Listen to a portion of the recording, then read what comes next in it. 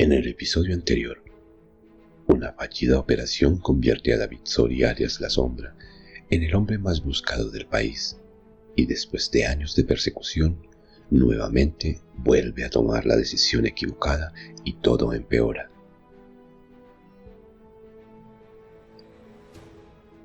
Habían pasado casi 7 años desde la desastrosa operación que desencadenó aquella cruel masacre, y esa noche en el bar ninguno de los presentes alcanzaba a imaginar que el hombre que estaba sentado junto a la barra era David Sori, más conocido como La Sombra, el criminal más buscado del país. Para algunos, la personificación misma del mal. Solo que no era fácil reconocerlo, ya que lucía un cabello largo y descuidado, al igual que su abundante barba, y una ropa haraposa que le daba la apariencia de un viejo indigente. Nada parecido a la pulcra foto que en su momento se publicó por parte del gobierno para ofrecer una jugosa recompensa y en la que aparecía con corte militar y perfectamente rasurado. Quizás por esa razón su presencia no causó mayor reacción entre la concurrencia y por el contrario, muy pocos se fijaron en él, más que para comentar sobre su desaliñada apariencia.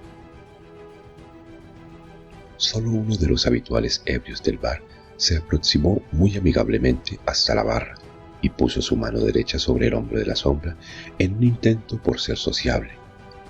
Pero pronto se encontró con la fría y penetrante mirada del extraño visitante que lo hizo retroceder hasta una distancia prudente. Y antes de que alguien pudiera percatarse del incidente, el ebrio ya había pagado su cuenta y desapareció en las calles oscuras, con la expresión en su rostro de quien ha visto directamente a los ojos de la muerte. El cantinero, un hombre robusto y con cara de pocos amigos, le había dado un muy poco amable recibimiento. Sin embargo, el efectivo que La Sombra llevaba en sus bolsillos lo hizo merecedor de una atención preferencial por parte de aquel gigante gruñón, quien terminó por poner a su disposición las mejores bebidas de su bar. Pese a eso, La Sombra se inclinó por el sabor de la cerveza. Cualquiera hubiese llegado a pensar que se trataba de un cliente que por casualidad había ido a parar en aquel bar, pero no era así. La Sombra no estaba allí por casualidad, sino porque había elegido aquel sector de la ciudad para ponerle fin a su leyenda y de paso a su sufrimiento. Después de tanto huir y esconderse ya nada le quedaba. Había perdido a sus amigos, su familia, su vida, su identidad y lo que más amaba en el mundo,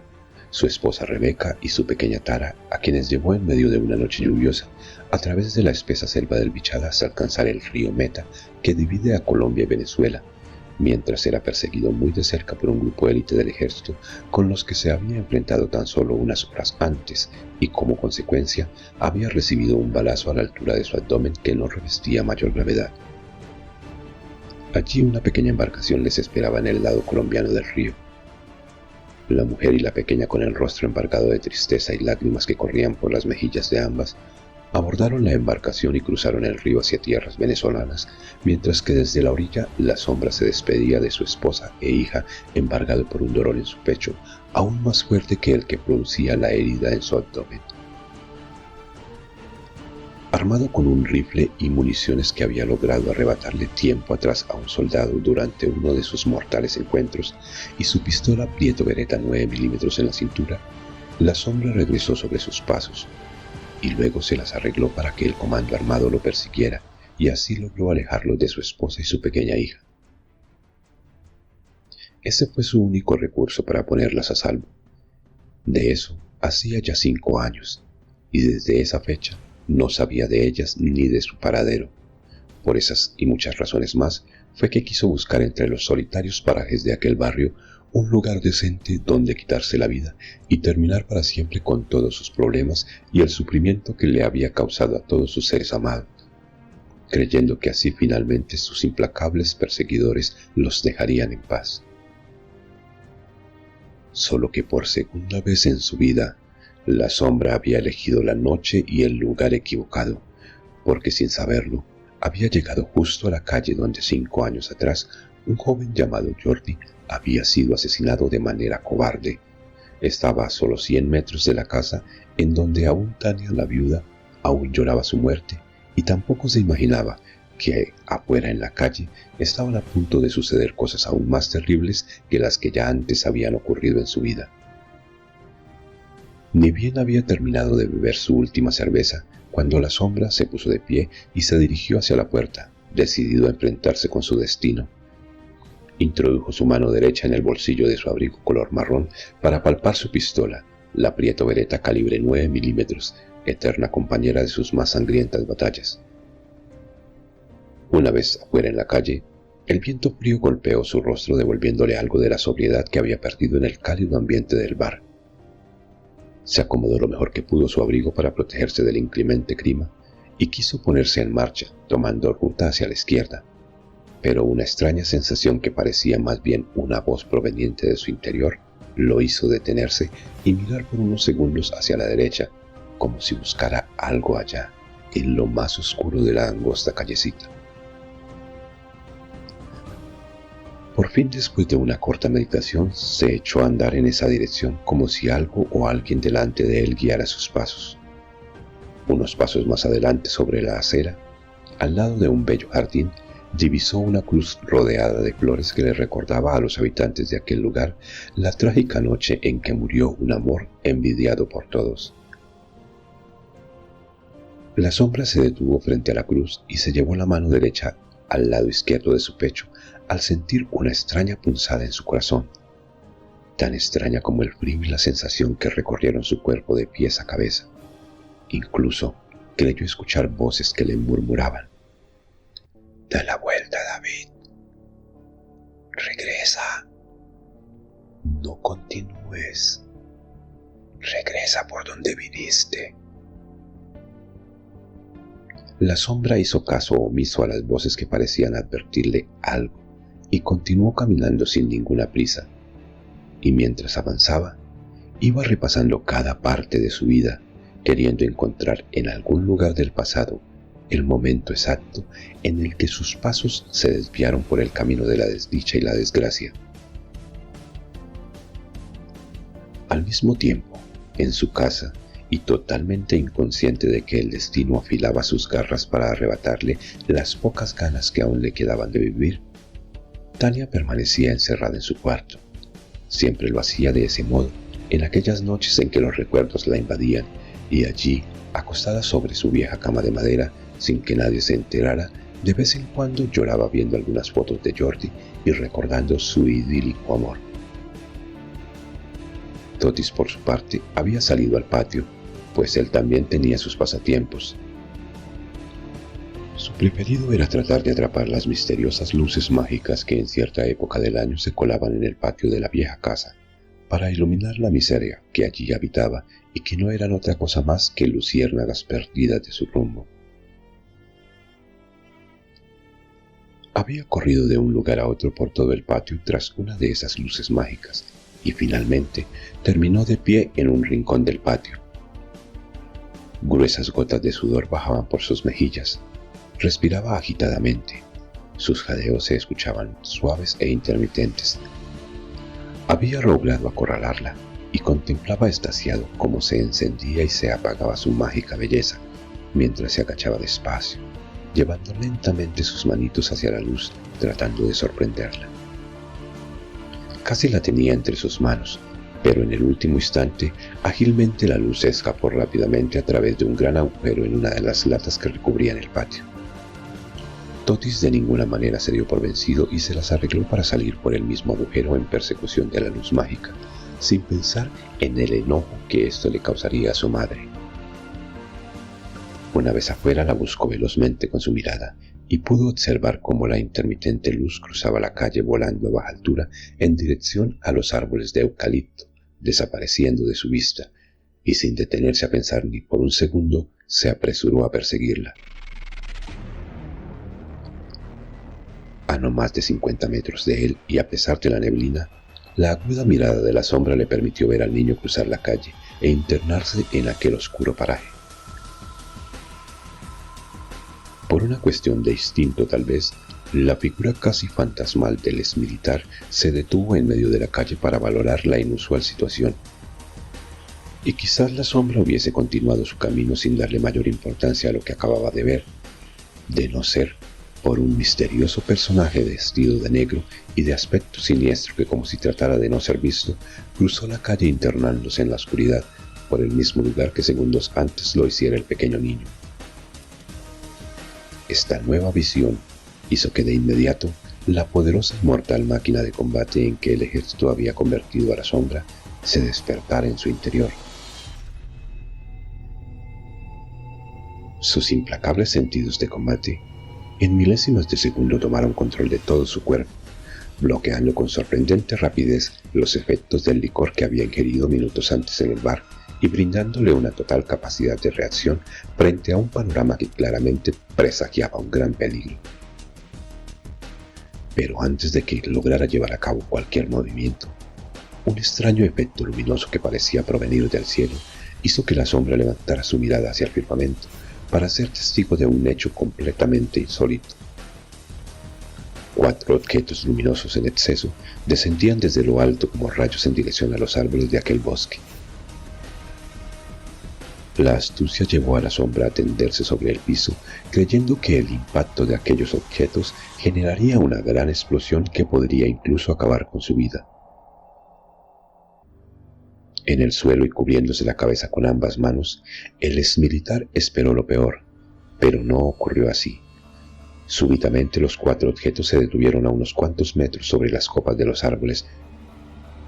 Sorprendido al notar que nada extraño pasaba, David levantó la cabeza justo para ver cómo los 4 objetos descendían finalmente de forma suave entre la espesa vegetación, sin producir ningún ruido ni explosión, creando solamente una aureola de luz que con gran rapidez disminuyó su intensidad al ocultarse entre los frondosos árboles. Sin salir de su asombro aún, la sombra se puso de pie de un salto y miró a su alrededor con la esperanza de encontrar algún otro testigo de aquel asombroso evento, pero las calles estaban desiertas. Por un momento se quedó parado allí esperando que se produjera cualquier otra situación como resultado del extraño avistamiento, pero la calma que se juntaba con la desolación de aquel lugar era total. Hasta que de pronto, la sombra recorrió al niño y al extraño personaje que lo seguía, y sin pensarlo 2 veces, apresuró sus pasos para internarse entre el oscuro bosque, guiado solamente por su instinto de combate y aquella misma voz en su interior que parecía empujarlo de forma excitante hacia un destino totalmente incierto. Sus ojos entrenados para llevar a cabo misiones nocturnas de gran precisión le permitían moverse con la agilidad de un verdadero felino a través del bosque. En un ambiente que definitivamente lo hacía sentir como en casa, avanzaba rápidamente, pero con gran seguridad, al mismo tiempo que con su aguda visión buscaba acuciosamente al niño y a su perseguidor. El suelo del bosque aún estaba húmedo por la fuerte lluvia de la tarde y amortiguaba sus pasos sigilosos. Además, los árboles habían atrapado una gran cantidad de agua lluvia que ahora dejaban correr por sus hojas en forma de gotas, produciendo una interminable y ruidosa melodía, de modo que era imposible percibir sus movimientos, que por demás no producían ruido alguno que pudiera delatarlo o alertar a su objetivo. Después de unos minutos de caminar por el bosque con todos sus sentidos en alerta total, su búsqueda dio resultado, ya que gracias a un resplandor de origen desconocido, pudo observar que, a unos metros de él, entre los árboles, cual cazador acechando a su presa, se movía también con gran sigilo el extraño que había cruzado la calle tras el niño.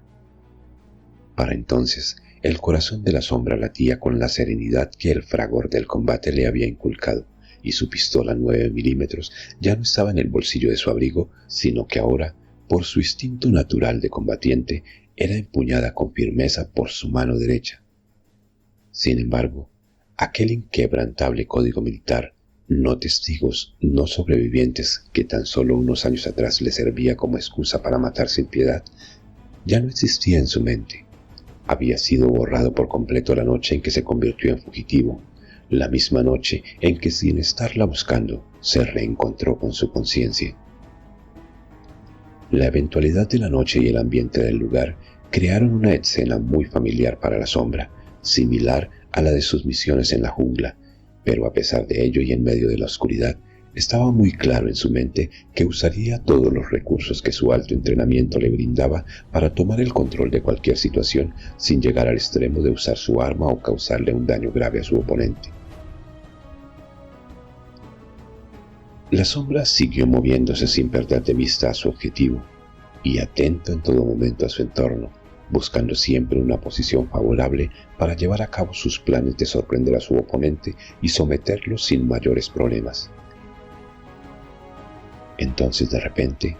mientras la sombra se preparaba para ejecutar su plan, el extraño, con un movimiento veloz, buscó refugio y se agazapó tras el tronco de un frondoso árbol, como temiendo ser descubierto por algo o por alguien,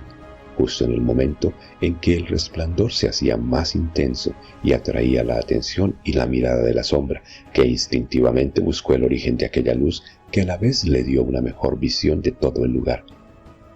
Pero la posición en donde se encontraba estaba cubierta por altos matorrales que no le permitían ubicar con exactitud de dónde provenía la brillante luz. No obstante, volvió su mirada hacia el lugar donde se refugiaba el extraño personaje, y para su asombro el resplandor le permitió apreciar con absoluta claridad que se trataba de una mujer con apariencia de loca, con ropas haraposas y que con su rostro sucio y extasiado parecía contemplar el más maravilloso de los espectáculos.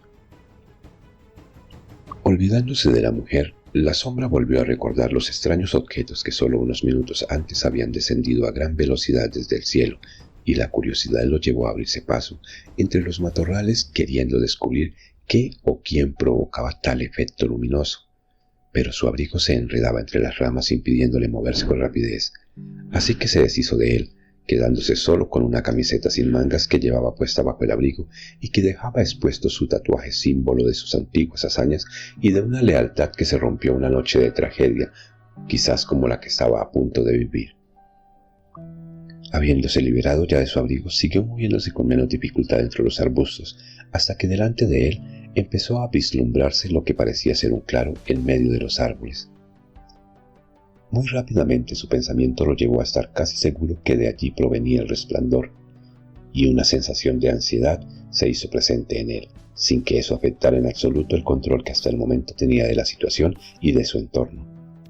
Por el contrario, la sombra continuó haciendo a un lado la espesa vegetación con más precaución, notando que a cada paso que daba la luz se intensificaba y parecía estar cada vez más cerca. Por fin, las últimas ramas que le impedían ver el origen de la luz quedaron al alcance de sus manos. Un tanto agitado por el esfuerzo realizado para llegar hasta allí, se detuvo entre los matorrales y después de unos minutos de receso, con sumo cuidado separó las hojas. Pero lo que vio lo obligó a cerrarlas rápidamente, para pensar por unos segundos si lo que estaba viviendo en ese momento era real o solo era una situación absurda originada por la gran cantidad de licor que había ingerido. Cerró y abrió sus ojos en repetidas ocasiones y sacudió bruscamente su cabeza de un lado a otro, convencido de que eso definitivamente le ayudaría a volver a la realidad. Luego nuevamente abrió con cuidado las hojas, pero la escena seguía siendo la misma que había visto segundos antes. La sombra no solo quedó sorprendido, sino también muy confundido con la situación que se desarrollaba en aquel lugar y ante sus ojos, ya que al apartar las hojas quedó frente a él un pequeño claro, el cual estaba totalmente iluminado, y en él observó al pequeño Totis, al que la sombra de inmediato reconoció como el niño que había cruzado la calle y que ahora estaba de rodillas sobre el césped. Estaba inmóvil como si estuviera en una especie de trance. Un individuo que llevaba túnica y una capucha que impedía ver su rostro permanecía detrás del niño. Su apariencia era como la de un antiguo monje. Estaba semiagachado y su mano derecha se posaba sobre la cabeza del pequeño y parecía dominarlo con un extraño poder que incluso desde donde se encontraba oculto la sombra podía percibirlo. Pero lo que más le sorprendió es que aquel hombre vestido de monje parecía ser el origen del extraño resplandor que iluminaba no solo el pequeño claro, sino una gran parte del bosque, ya que su mano era resplandeciente y la túnica que llevaba puesta parecía no poder contener la luz que irradiaba su cuerpo y dejaba escapar a través de los tejidos una incontable cantidad de diminutos pero potentes rayos luminosos. También era fácil adivinar que al igual que su cuerpo, su rostro era luminoso.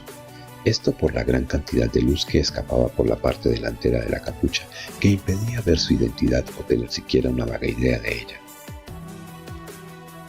A este lo acompañaban otros 2 monjes de iguales características, los cuales estaban de pie, uno al lado derecho de Totis y el otro al lado izquierdo. Los 3 eran enormes de estatura y permanecían inmóviles como si esperaran a alguien o algo, al igual que Totis, que parecía dominado por aquella mano sobre su cabeza.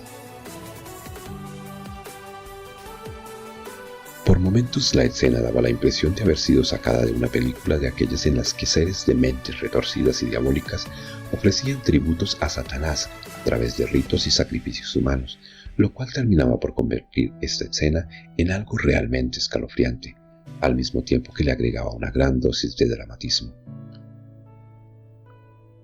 Mientras tanto, entre los matorrales, miles de pensamientos daban vueltas en la cabeza de la sombra, quien en muchas ocasiones se encontró de frente con la muerte, logrando burlarse de ella en el último segundo, y en las situaciones más adversas siempre encontró en su interior la respuesta para sobrevivir y vencer.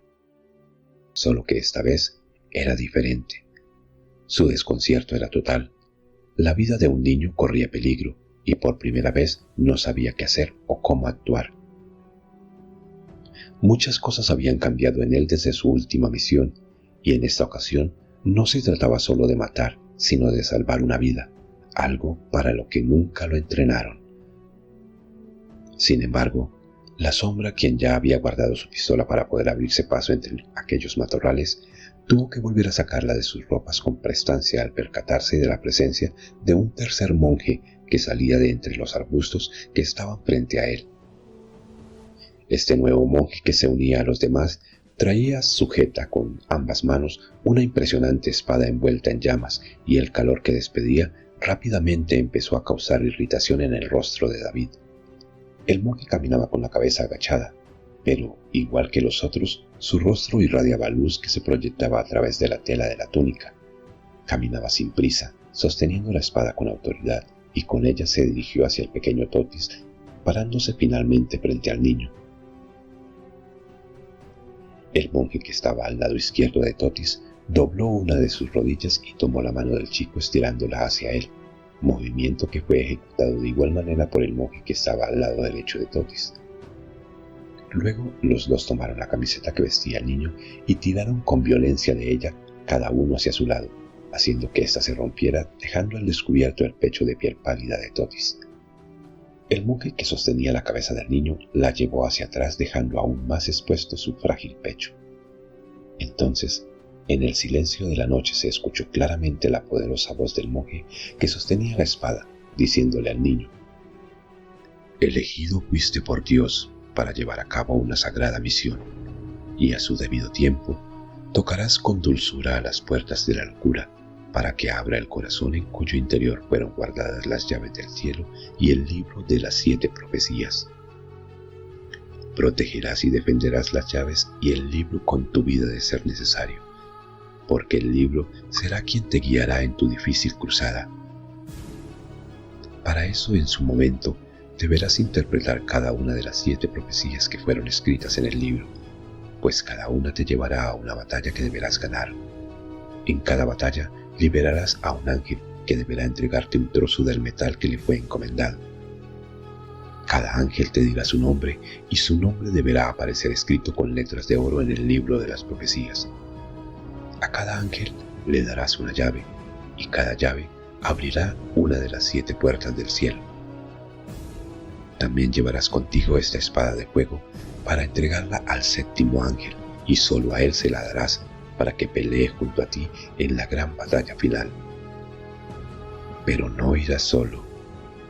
7 poderosos guerreros cuyos nombres también están escritos en el libro de las profecías irán contigo, y una sombra te seguirá.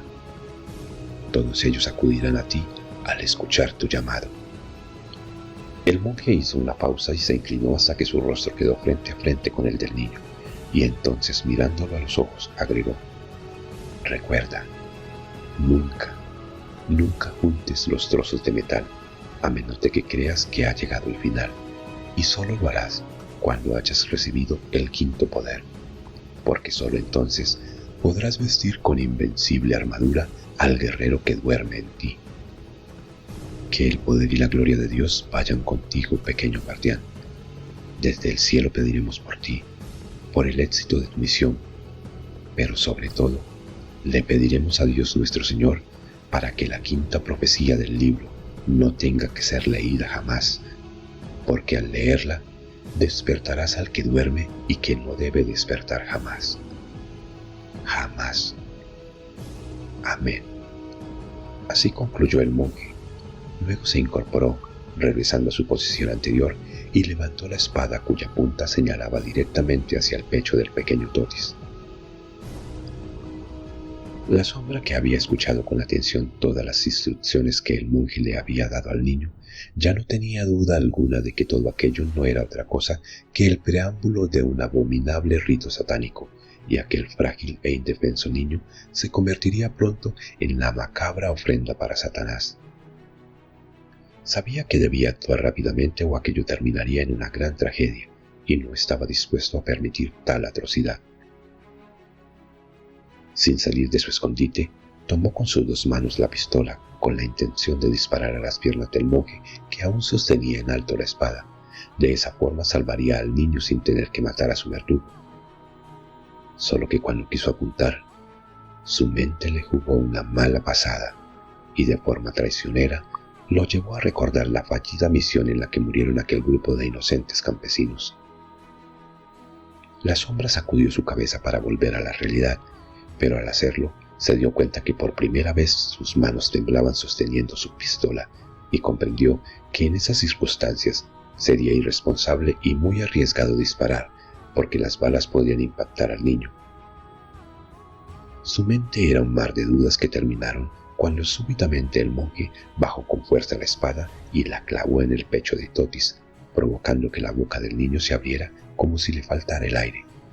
Su rostro fue tomando un color rojizo y desde sus ojos bajaron lágrimas que se precipitaron por sus mejillas hasta mezclarse con la sangre que ya empezaba a salir por su boca y por su nariz. La sombra hizo un esfuerzo sobrehumano para sostener la pistola sin temblar, y luego disparó en 3 ocasiones contra el monje, que aún permanecía de pie frente al niño, empuñando la espada que no ingresó en su totalidad en el pecho del indefenso Totis, al tiempo que salía abruptamente de su escondite, apuntando con su arma. Pero para su sorpresa, el monje parecía no haber sido impactado por las balas, y por el contrario, se mantuvo en su lugar sin inmutarse, al igual que lo hicieron sus acompañantes. El cañón de la 9 milímetros apuntó nuevamente hacia el monje, esta vez sostenida solo por una mano derecha que de repente ya no temblaba, sino que mostraba firmeza y determinación. «Aléjense del chico o tendré que asesinarlos», gruñó, pero los monjes continuaron inertes sin siquiera volver a verlo.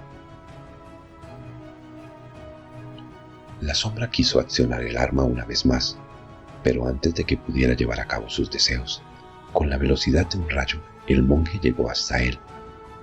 Ya junto a la sombra se hizo evidente que su tamaño era casi de 40 centímetros más alto que el exmilitar, y sin que este último pudiera reaccionar, el gigantesco ser tomó por la muñeca la mano con que la sombra sostenía la pistola, con una fuerza tan descomunal que el experimentado militar sintió que todo su brazo se partía en 1000 pedazos, por lo que soltó el arma en el acto y se doblegó ante la fuerza de aquel ser, quedando de rodillas y con una mueca de dolor dibujada en su rostro. Doblegado e impotente, desde su incómoda y dolorosa posición, la sombra vio cómo los 3 monjes, de manera muy delicada, dejaban al niño boca arriba sobre el césped para aproximarse hasta él, y pudo observar también que uno de ellos traía en su mano un brazalete que brillaba como el oro fino. Los pasos del monje que traía el brazalete se detuvieron a unos cuantos centímetros del rostro de la sombra, y fue entonces cuando el monje se inclinó y tomándolo de la mano izquierda, le colocó el brazalete en ella sin que hubiera ningún tipo de resistencia. La sombra sintió como el brazalete se cerraba alrededor de su muñeca, y a partir de ese punto, una sensación muy extraña subió desde su muñeca por todo su brazo hasta apoderarse de todo su cuerpo, dejándolo totalmente sin fuerzas, a tal punto que le era imposible levantar el peso de su cabeza para poder mirar a sus oponentes. Aún así, aquella sensación era maravillosa, ya que su mente y su cuerpo se encontraron de repente en un armonioso estado de paz y tranquilidad que nunca antes había sentido. Su pasado dejó de ser un tormento, y su futuro, aunque incierto, ya no le era indiferente. Sumido por completo en aquel exquisito estado de relajación, la sombra pudo percibir cómo el rostro del monje se acercó al suyo hasta sentir su cálida respiración, y su voz poderosa al oído le dijo: David Sori, que la oscuridad reine en tus ojos, porque cosas viste que no debías ver, y calle tu lengua lo que tus oídos no debieron escuchar,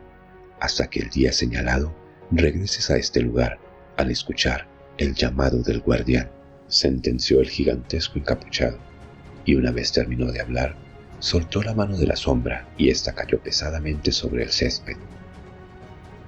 Luego los 4 seres misteriosos se retiraron hacia el centro de aquel claro sin decir ni una sola palabra más,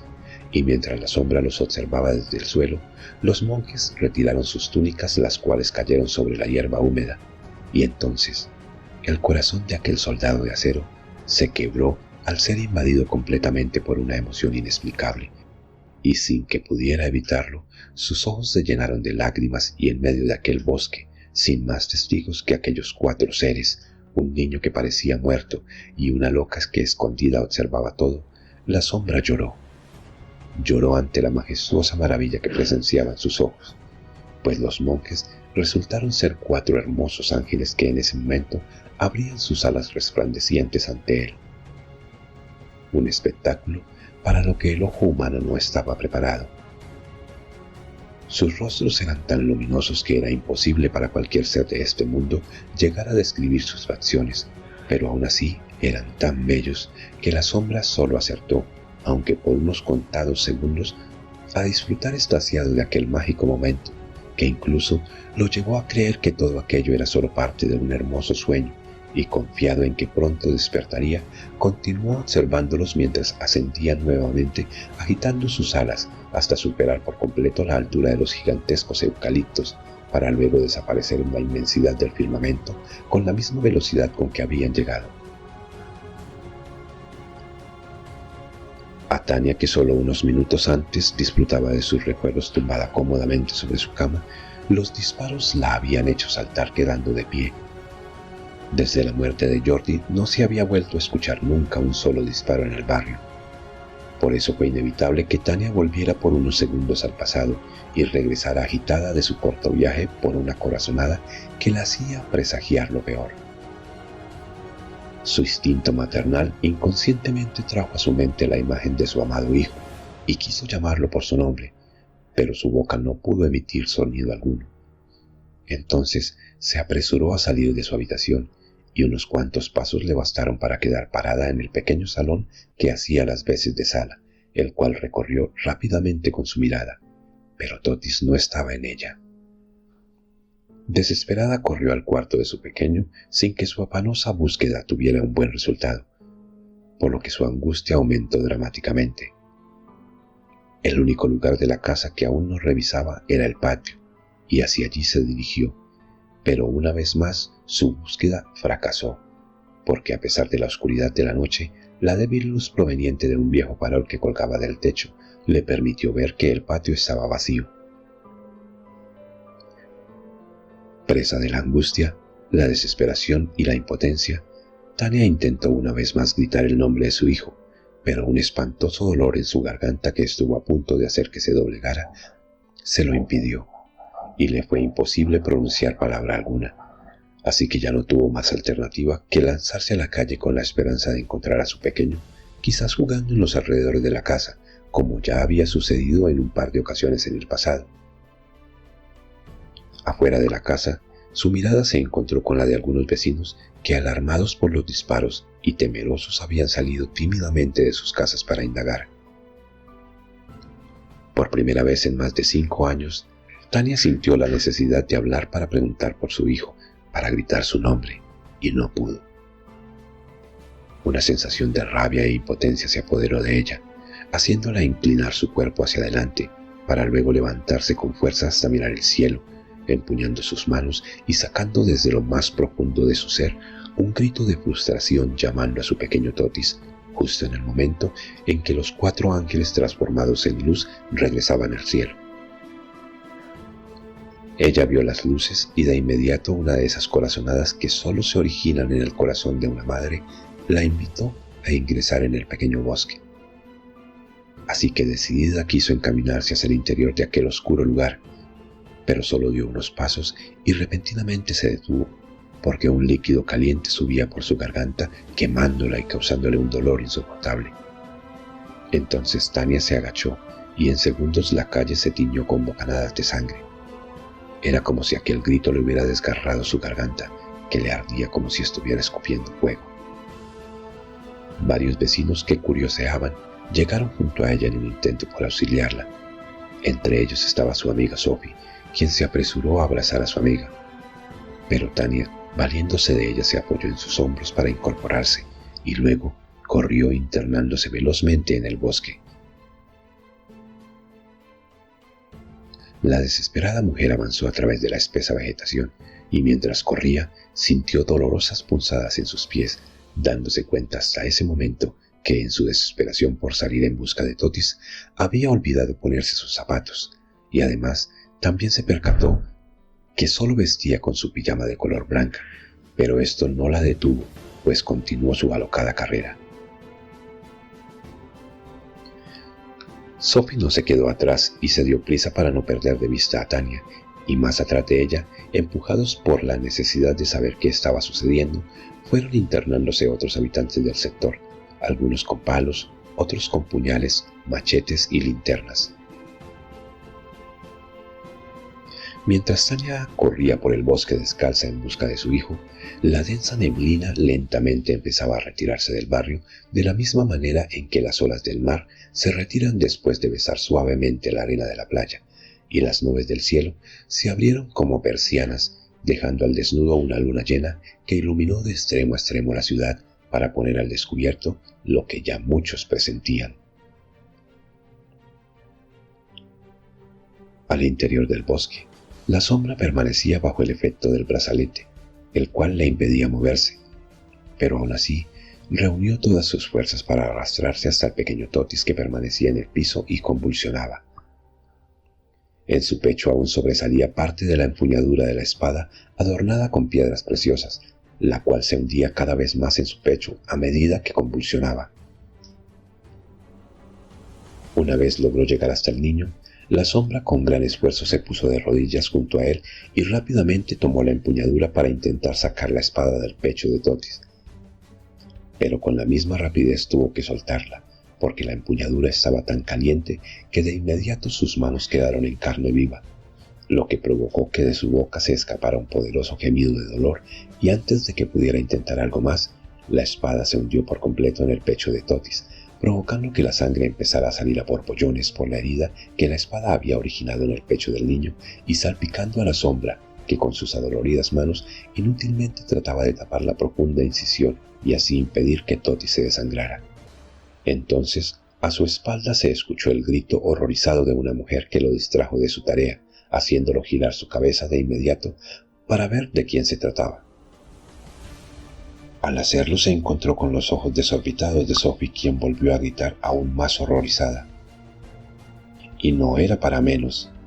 La sombra tenía el rostro y su abundante barba cubiertos por la sangre del pequeño y sus manos estaban sobre el pecho de Totis.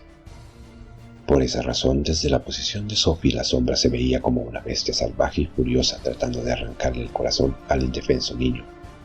Y el desvalido hombre lo comprendió al instante y quiso ponerse de pie para tratar de dar una explicación de lo sucedido, pero un fuerte golpe en su cabeza lo derribó. Un golpe propinado por una madre aún más salvaje que él, protegiendo a su hijo, y que todavía insatisfecha, no dudó en seguir golpeándolo sin que la sombra pusiera mucha resistencia. Los gritos de Sophie se escucharon más allá del perímetro del bosque y atrajeron a la escena a más vecinos que, sin saber lo ocurrido, llegaban y sin mediar palabras se sumaban a la golpiza contra aquel ser que de repente les resultaba despreciable.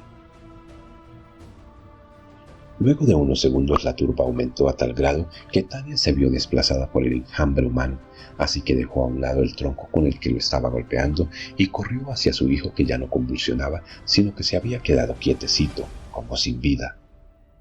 Tania lo tomó en sus brazos y junto con Sophie corrieron a través del bosque hasta llegar a la calle, en donde afanosamente buscaron un conductor que generosamente las transportara en su vehículo a un centro médico en procura de atención para Totis. Mientras tanto, al interior del bosque la turba cada vez era más numerosa y todos llegaban al lugar con la intención de darle al villano su merecido. En otras circunstancias, aquellos pobres hombres hubieran pagado un alto precio por su osadía, pero para su fortuna, el encuentro con los ángeles había dejado a la sombra sin fuerzas para dar una digna batalla y aún no se recuperaba. Además, aquel brazalete que le había puesto el ángel en su mano pesaba tanto como alguna vez pesó su conciencia, así que esta vez estaba y se sentía indefenso. Incluso pensó que moriría, y hubiera podido ocurrir, de no ser porque de entre los matorrales salió una figura conocida por todos, repartiendo golpes a diestra y siniestra con su bastón. Se trataba de Ana, la loca. ¡Atrás! ¡Atrás!, gritaba enfurecida, al tiempo que amenazaba con su bastón, que iba de lado a lado peligrosamente. De esa manera, con gran rapidez, Ana logró ponerse en medio de la enardecida turba e impidió que lo siguieran golpeando. Su mirada esa noche era casi diabólica y la hacía ver más desquiciada que nunca, por lo que la gente no dudó en retroceder hasta una distancia prudente, mientras la loca regresaba sobre sus pasos hacia donde se encontraba la sombra, sin perderlos ni por un solo segundo de vista. Al llegar al lado del hombre que yacía en el piso boca arriba y bastante malherido, Ana se hincó y la sombra la reconoció de inmediato como la mujer que había seguido al niño por el bosque. En su interior la sombra sabía que ella también había visto a los ángeles y que, al igual que él, ella también sabía lo que allí había pasado, y quiso preguntarle al respecto, pero las palabras no salieron de su boca. Hizo varios intentos por hablar, pero no lograba más que producir sonidos extraños y que ni siquiera él podía entender. «Calma, calma. En su debido momento, todo lo entenderás», dijo Ana mientras trataba de atender sus heridas, y aunque quiso hacer un último intento por hacerse entender, la sombra desistió y terminó dándose cuenta en ese preciso momento de que había perdido el habla. Entonces, solo se quedó viéndola fijamente mientras ella sacaba un viejo pañuelo de sus ropas para limpiar la sangre de su rostro, y mientras lo hacía, por un momento ella fijó su mirada en el cielo, luego lentamente la posó sobre la sombra y, dejando escapar un suspiro extenso que más parecía un lamento, le dijo casi en susurro: «Cansada estoy de esperar a la sombra que vendrá, y aunque ya estás aquí, debes saber que este es tan solo el comienzo y no el final, porque escrito está que para convertirte en el gran guerrero que en su travesía acompañará al guardián, primero deberás aprender a ver con claridad a través de la oscuridad, y guardarás silencio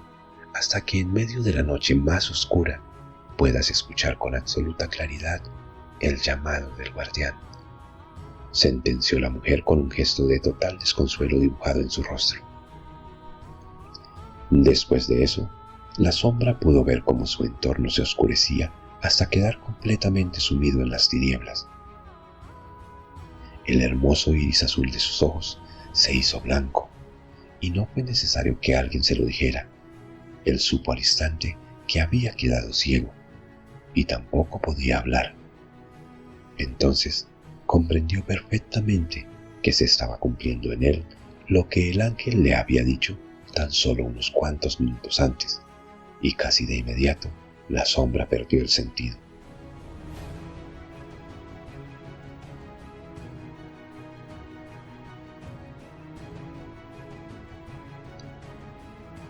En el próximo episodio, después de perder la vista y el habla, David cae en las garras de Tyson, su archienemigo, y las cosas empeoran mucho más. No olvides regalarme un like, suscríbete si no lo has hecho, y no olvides activar la campanita de notificaciones, así sabrás cuando suba el siguiente episodio de El Guardián de las Llaves del Cielo. Muchas gracias. Hasta pronto.